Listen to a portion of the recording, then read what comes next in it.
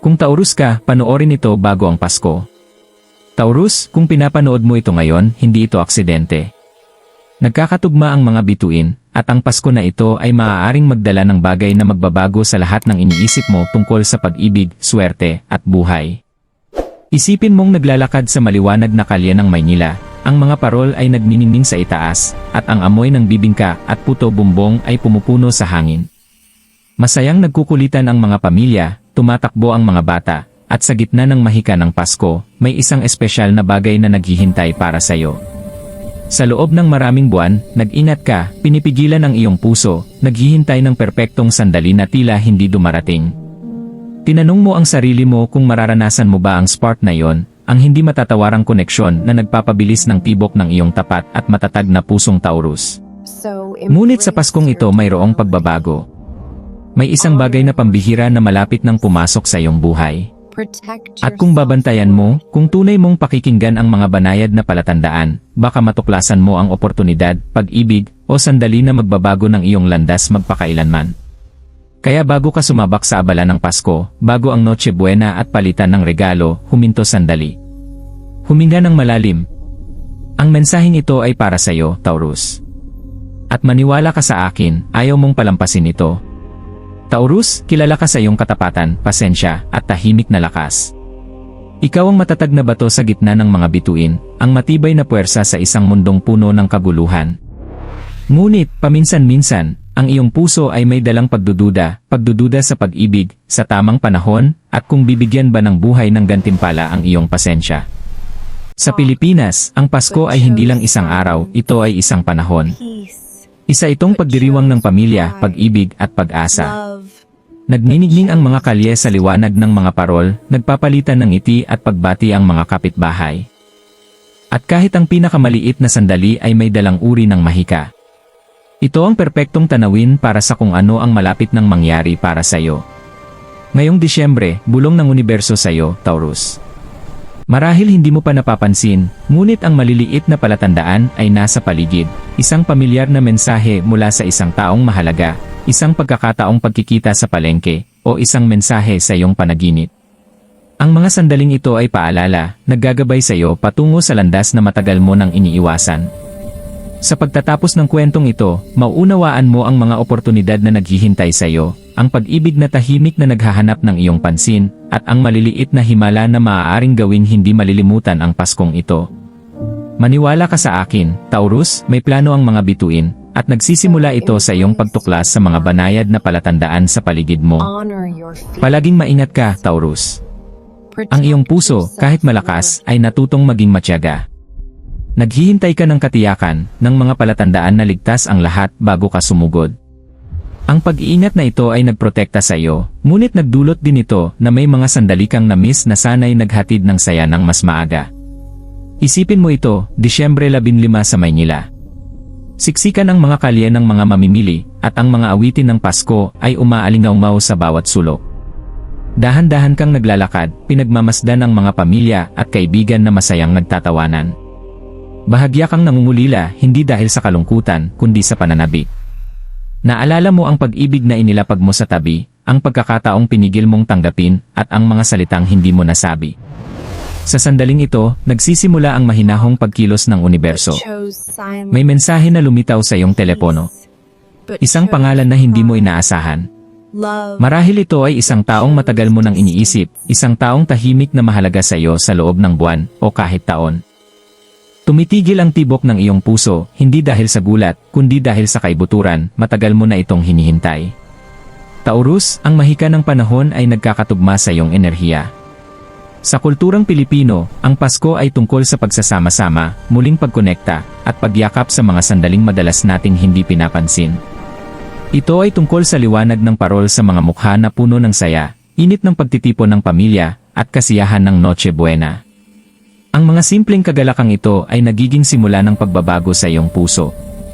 Habang lumilipas ang mga araw, napapansin mo ang maliliit na sinkronisidad, isang ngiti ng estranghero na tila pamilyar, awitin sa radyo na sumasalamin sa iyong iniisip, amoy na nagbabalik ng matagal nang nakalimutang alaala. Bawat munting paalala ay ang universo na nagsasabi sa iyo, panahon mo na, Taurus. Buksan mo ang iyong puso. Maaaring nagdadalawang isip ka noon. Maaaring natakot ka sa pagtanggi o pagkadismaya. Ngunit ngayong Disyembre, hindi matatawaran ang enerhiya sa paligid mo. Maaaring lumitaw ang pag-ibig sa anyo ng muling nag-ugat na pagkakaibigan, bagong koneksyon, o kahit lakas ng loob na ipahayag ang damdamin na matagal mo nang tinatago. Naglalakad ka sa mga Christmas bazaar, pinagmamasdan ang mga pamilya na nagtatawanan, mga bata na humihila sa kamay ng magulang, mga kapitbahay na nagpapalitan ng delicacies. Sa mga sandaling ito, pinagninilayan mo ang iyong sariling paglalakbay.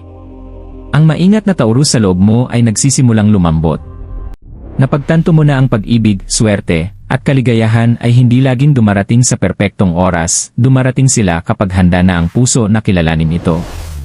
At habang humahaba ang gabi, mas nagniningning ang mga parol, at mas matamis ang mga awitin ng Pasko, nararamdaman mo ang init na kumakalat sa loob mo. May nagbabago, may nagigising. Ang iyong puso, matyaga at matatag, ay handa na sa mga himalang hatid ng panahon ng Pasko.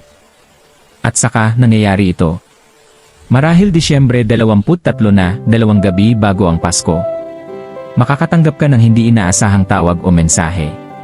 Maaaring mula ito sa isang taong noon ay akala mo'y nawala na sa buhay mo, o isang bagong koneksyon na biglang tila pamilyar sa kaibuturan.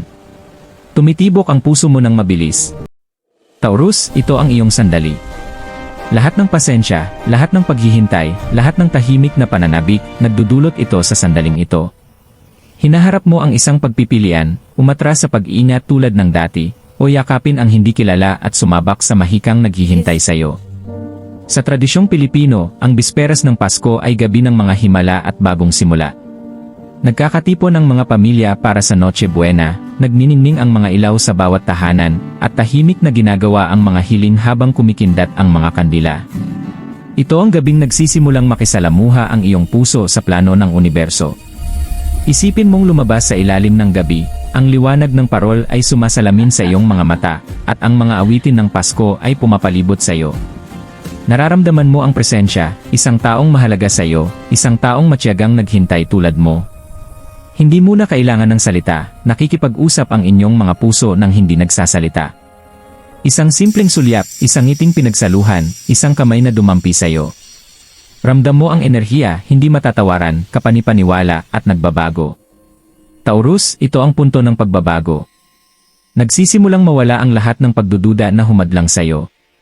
Napagtanto mo na ang pag-ibig ay hindi laging tungkol sa perpektong timing, ito ay tungkol sa pagiging handa, bukas, at pagtitiwala.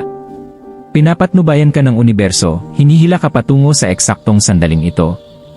Maaaring dumating din ng hindi inaasahan ang oportunidad sa trabaho o biyayang pinansyal. Isang proyektong pinangarap mo, pagkilala sa iyong pagsusumikap, o bigla ang regalo ng kasaganaan. Lahat ay nagkakatugma. Ang mga bituin, ang panahon, at ang puso mo, lahat ay nagsasama upang gawing hindi malilimutan ang Paskong ito. Nararamdaman mo ang luha na pumapatak, hindi dahil sa kalungkutan, kundi dahil sa paglaya. Nauunawaan mo na may gantimpala ang pasensya, at ang matatag mong pusong Taurus ay handa ng yakapin ang kaligayahan ng buo. Pagdating ng umaga ng Pasko, nagigising ka na may damdamin ng pag-asa at kasiyahang pumupuno sa bawat sulok ng iyong pagkatao.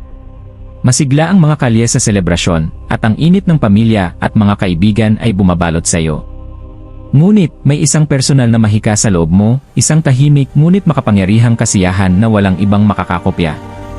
Ngayong Pasko, Taurus, natutunan mo na ang paghihintay ay hindi nangangahulugang nawawala ka sa mga bagay. Ito ay nangangahulugang paghahanda, paghubog, at pagpapaunlad ng puso na kayang kilalanin ang tunay na biyaya kapag ito ay dumating. Ang pag-ibig, swerte, at kaligayahan ay may paraan ng pagdating sa hindi mo inaasahan, ngunit kapag handa na ang iyong puso, walang makakapigil sa mahika. Maging ito man ay bagong koneksyon, muling nag-ugat na pag-ibig, o pagkakataong matagal mo nang pinangarap, ang panahon na ito ay simula ng isang pagbabago. Ramdam mo ang higit na kumpiyansa, mas buhay, at mas kaayon sa iyong tunay na sarili. Tandaan, Taurus, laging nagmamasid at gumagabay ang universo. Ang kailangan mo lang gawin ay manatiling matyaga, mapagmasid, at bukas sa mga palatandaan sa paligid mo. Ang Paskong ito ay hindi lamang tungkol sa regalo at dekorasyon, ito ay tungkol sa paggising ng iyong puso, pagkakaugnay ng iyong landas, at pagkilala na ang mga himala ay nangyayari kapag handa ka nang tanggapin ang mga ito. Kaya, yakapin ang panahon. Magdiwang kasama ang iyong mga mahal sa buhay. Pansinin ang maliliit na kagalakan, ang tawa, ang liwanag ng mga parol, ang amoy ng mga delicacies ng Pasko. Ngunit higit sa lahat, buksan ang iyong puso ng lubusan, sapagkat ang pag-ibig at biyaya ay mas malapit kaysa sa iniisip mo. Ngayong Pasko, Taurus, nagbunga ang iyong pasensya. Muling bumubukas ang iyong puso. Umaalon ang iyong espiritu. At nagsisimula ang isang yugto ng buhay na nangangako ng kamangha-mangha, kaligayahan, at katuparan na matagal mo nang hinihintay.